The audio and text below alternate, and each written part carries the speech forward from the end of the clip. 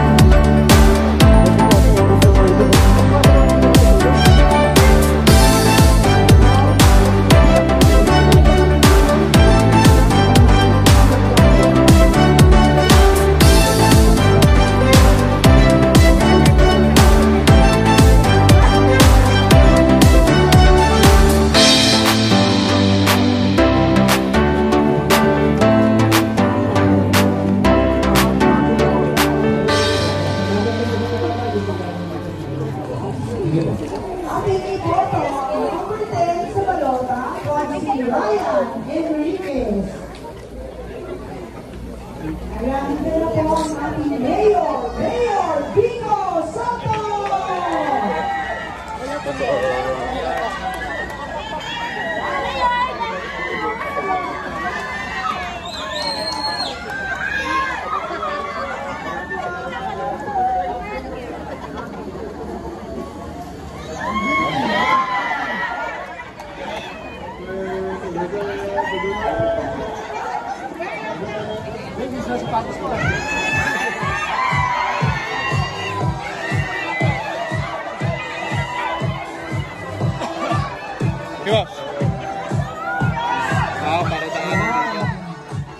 Ang susunod na magsasalita ng Pasig at syempre, una pasasalamat na rin po Barangay Santa Lucia lagi sa inyo pong pagmamahal na binibigay po. Maraming salamat.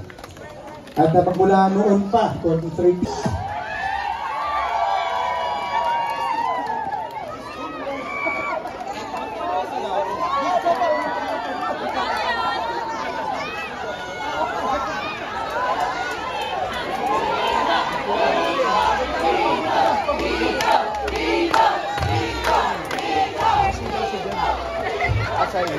Ayan, itutuloy na po natin ang ating Basta kung kayo mag-alala, lahat po kayo makakapag-picture sa buong giting ng Pasig.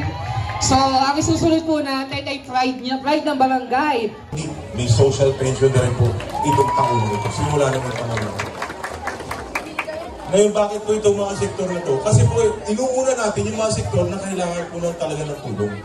Yung hindi po kailangan, hindi nila kaya na mag-survive kung walang tulong ng ating pamahalaan. At sa ating mga senior citizen naman, kakaiba po ang senior citizen dahil tandaan ninyo, ang senior natin, nag-ambag na sila sa dito. Ba't hanggang ngayon wala ka akong libreng bahay? Saan naman ako yung nakarinig ng programa na libreng bahay?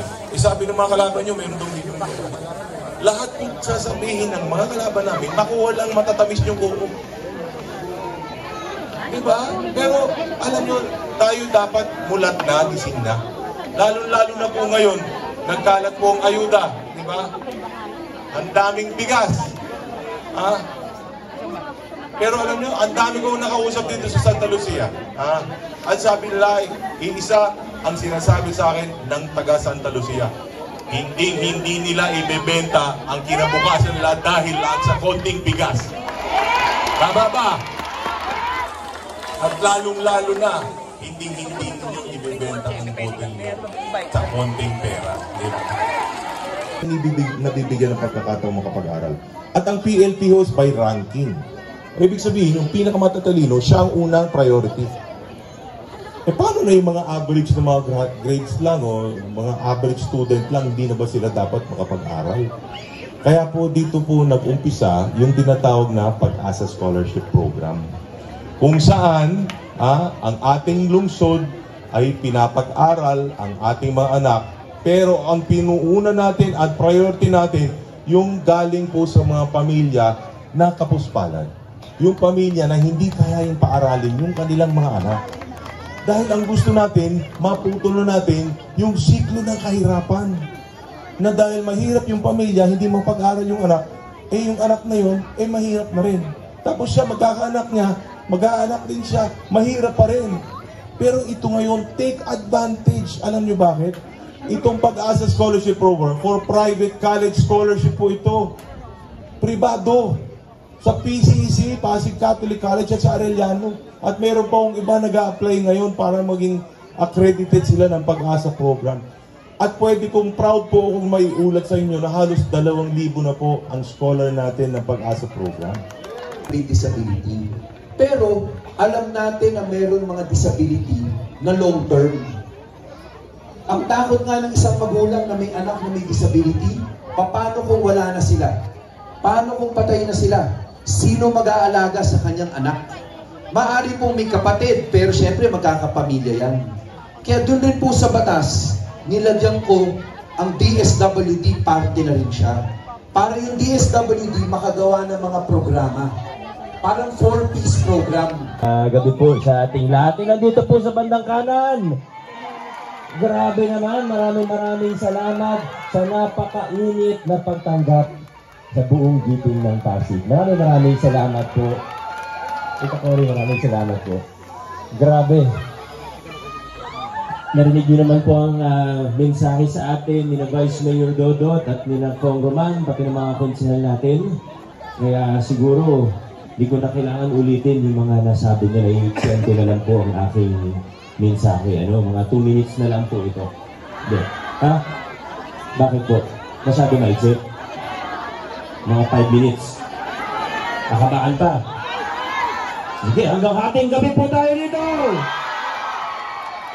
Huwag naman, kailangan din natin magpahinga natin. Pero alam nyo, layo na po nang narating natin bilang isang lungsod.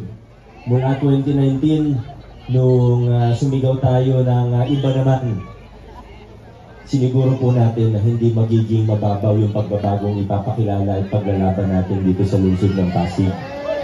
Siniguro natin na magiging tunay, malalim at pangmatagalan ang pagbabago na ipapakilala natin sa ating lungsod. Paborito ko pong simbolo ng pagbabago sa lungsod natin ay wala na pong iba. Hindi ko alam kung paborito nyo rin, pero paborito ko po yung pamaskong handog po natin. Ba't kayo nag-share? Nakatanggap po ba kayo nun? Alam niyo kung bakit ko paboritong halimbawa o paborito kong simbolo yan? Kasi una, kitang-kita po natin, madaling ipaliwanag, patotoo dun sa mga reformang ginagawa po natin. Kung dati, kung sino yung napapaboran, mas nabibigyan. Kung sino yung kakampi, lahat meron. Pagkalaban ka, nako. Ngayon, pinatunayan po natin na posibleng magkaroon ng pamahalaan na pantay-pantay ang tingin sa bawat isa sa atin. Gaya na sa pamaskong handog, ito na rin po yung ginagawa natin sa iba't ibang serbisyo ng ating pamahalaan. Tinatanggal natin yung takutan, kinakalimutan na natin yung palakasan system, tinataguyod natin ng mga prinsipyo ng mabuting paggugobyerno. Ang pagiging bukas ng ating pamahalaan, walang nakatago. Lahat kitang-kita po ninyo kung ano nangyayari. Maganda, alam nyo. Kakulangan, hindi natin tinatago, hindi natin tinatatakpan. Wala naman pong perfecto. Importante, ano ba yung direksyon na pinupuntahan natin? Saan ba tayo papunta bilang isang lungsod? Gaya ng sa pamasong handog, maalala po natin noon, may mga... Kaya ngayon, pumunta po kayo sa ospital natin. Hindi lang po, hindi kayo hahanapan ng card. Pag pinakita niyo yung card, sabihin ano yan. Walang ganyan. Basta may pruweba ka na residente ka ng lungsod ng Pasig, no balance billing tayo. Para sa lahat po yun, hindi sa inilan lamang.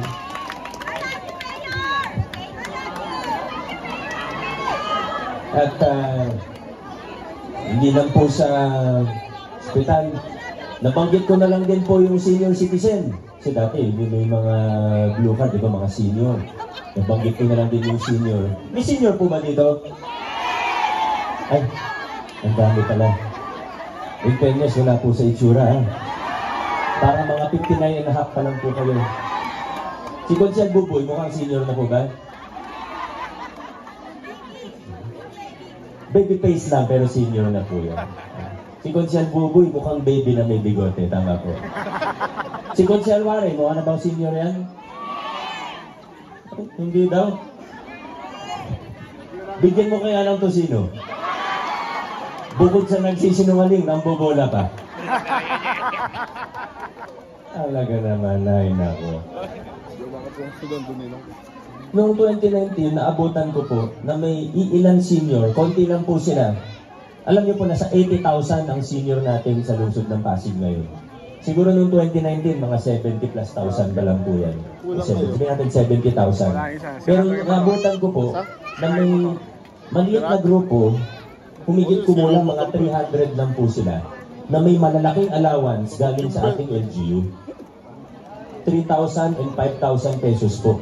Nakapasok sila sa programa ng Senro na dapat maglilinis. Pero alam naman natin, talagang ginawa lang ng paraan para magkaroon ng allowance, yung 300 na senior na yun. Hindi ko sila inaaway kasi marami sa kanila, naging kaibigan ko na rin, mababait naman po yung mga yan. Pero doon natin nakita, parang may mali.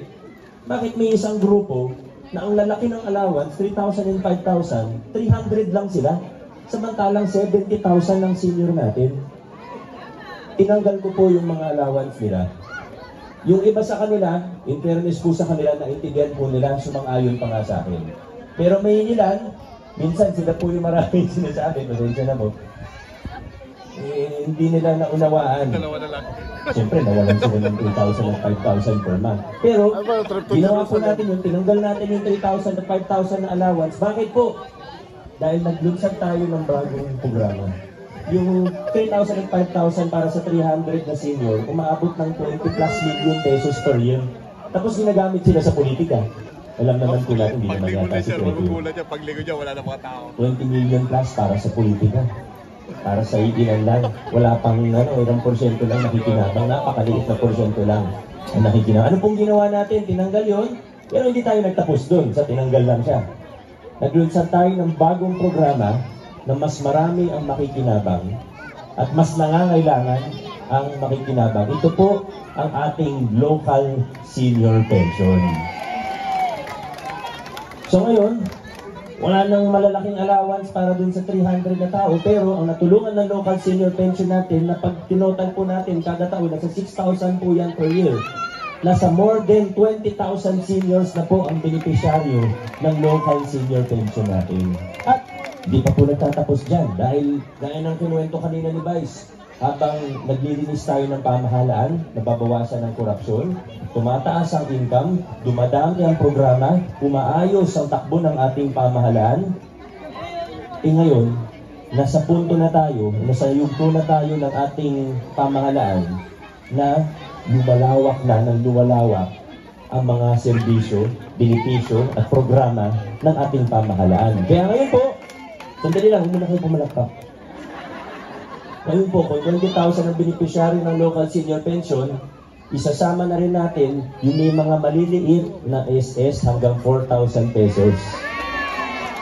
Hindi malayo yung 20,000 na senior na nakikinabang sa local senior pension natin. Baka sa loob ng 1 o 2 taon, baka dumoble na po yung bilang na yan. Mas marami pa tayong matutulungan.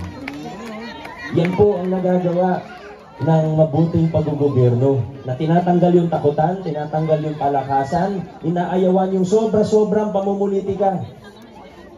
Nagiging bukas ang pamahalaan, lumilinis ang mga proseso, umaayos ang mga proseso, lumalawak ang mga serbisyo. Ganyan na po ang ginagawa natin ngayon sa lungsod ng Pasig. Noong 2022, may napakagandang nangyari sa ating lungsod. Kasi sa 2019, noong 2019, alam niyo naman po, lumaban tayo ni Congressman Roman Romulo.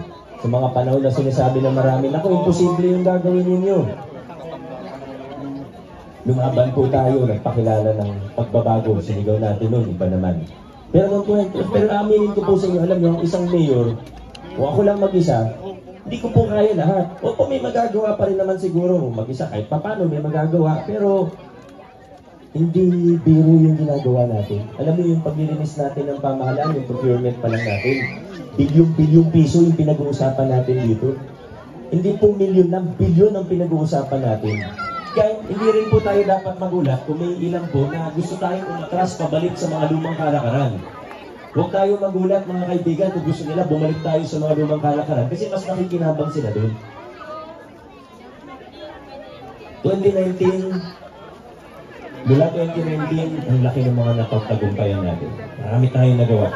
Maraming pagbabagong napakilala. Pero sabihin natin kulang dahil hindi kaya ng mayor at congressman lang. 2022, nagkaroon tayo ng mas matitibay pang kasama pati sa konseho natin. Sa tulong po ninyo, binigyan niyo ako ng mayorya na kakampi. At ang importante rito ay hindi dahil kakampi sila, hindi dahil kaibigan, kundi po dahil sila po yung mga kaprinsipyo natin. Sila yung mga naniniwala sa direksyon na pinupuntahan ng ating pamahalaan. Sila yung mga katuwang natin na pareho sa atin gusto ng maayos at tapat na gobyerno. Noong 2022, binigyan niyo ako ng maayos na Vice Mayor, matibay na Vice Mayor, matapang na Vice Mayor Dodot Jaworski. At syempre, hindi rin naman Vice Mayor lang ang importante, pati yung mga konsehal. Kumbaga, nasa sasakyan tayo, nasa isang sasakyan tayo, yung driver gustong dumiretso, yung pasahero gustong agawin yung manibela, gustong lumiko, disgrasya po yun. Huwag ganun. Kailangan magkakasama tayo rito, kailangan pareho tayo ng prinsipyo, pareho tayo ng paninindigan, pareho tayo gusto natin, pareho tayo dapat napadiretso ang takbo natin. Kaya sana kasama rin po, hindi lang Congressman, Vice Mayor, sana po ngayong 2025, kasama ang buong giting ng Pasig, kasama ang mga konsehal. Kasama si Konsyala. Saan ba kayo pupunta? Konsi Buboy, nasan ka na? Ay, pala. Lagi alam mo, pag nawawala si Konsi Buboy, lagi ako nag-aalala. Konsi Angelo, mag-isa ka na lang yan. Number 1 po sa ating mga balota. Tumulong siya sa atin para sa pailaw ng buong mundo. Ay, hindi. Sa mga ano lang, may mga illegal na ano, yung mga hindi makapitan ng legal na koneksyon. Tumulong po sa atin dyan. More than 1,000 lang natulungan. Konsyal Buboy Agustin. Number 8 sa ating mga balota. Paalala ko lang po, wala po kayo mahanap na Pichi sa balota. Angelo po ang pangalan niya. Angelo De Leon. Siya po yung tumulong sa atin para maging isa tayo sa mga una na magkaroon ng allowance sa mga solo parents dito sa lungsod ng Pasig. Siyempre kasama po si number 14 sa ating mga balota, ang pumatay kay Delilah, Maro Martires. Ang galing po na ginawa ni Konsyal Maro. Ano, alam ko proud kayo bilang dati nyo siyang kagawad. Pero ang ganda po ng ginawa niya, binuksan yung mga budget ng barangay. Budget hearing, naka-Facebook Live. Para alam natin kung ano nangyayari sa mga barangay natin. At syempre, meron din tayong 3 bagong kasama. Huwag po natin kakalimutan ang number, ano na number mo? Number 50. Walang ganun. 15, number 15. Si Boy Raimundo. Number 10 sa ating mga balota, Ryan Enriquez. Number 13, wala na po iba, Warren Inocencio. Marami na tayong nagawa mula 2019, 2022. Mas bumilis pa ang takbo ng inyong pamahalaan. Pero tayo po sa Pasig, gaya na sabi ko, may mga tao man na gustong umatras tayo, pabalik sa mga lumang kalakaran. Hindi po tayo papayag. Dire-diretso lang tayo sa lungsod ng Pasig. Hindi tayo liliko, mas lalong hindi tayo yung U-turn. Dire-diretso, paabante, pasulong ang lungsod ng Pasig. Maraming salamat, Barangay Santa Lucia. God bless, Pasig City. Maraming salamat po, Mayor Vico Soto. Muling iboto ang number 4 sa balota, Mayor Vico Soto. Maraming salamat po, Barangay Santa Lucia. God bless.